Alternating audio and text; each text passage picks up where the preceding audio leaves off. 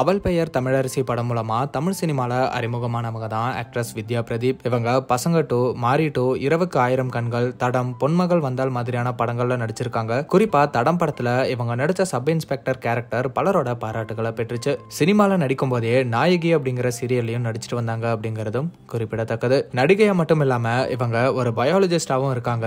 அமெரிக்கால stem cell ரிசர்ச்சராகவும் பணிபுரிஞ்சிட்டு வராங்க. இப்படி மெடிக்கல் ஃபீல்டு மற்றும் சினி ஃபீல்டுன்னு ரெண்டுலயும் கவனம் செலுத்திட்டு வராங்க. இவங்க சமீபத்துல தான் அவங்க பிரெக்னெண்டா இருக்கிற நியூஸை ரொம்ப ஹாப்பியா சொல்லியிருந்தாங்க. அவங்க கணவர் மைக்கேல் ஒரு போட்டோகிராஃபர் அப்படிங்கறதுனால அவர் எடுத்த மெட்டர்னிட்டி போட்டோஸை ஷேர் பண்ணி இந்த மகிழ்ச்சியான செய்தியை எல்லாருக்குமே தெரியப்படுத்தி இருந்தாங்க.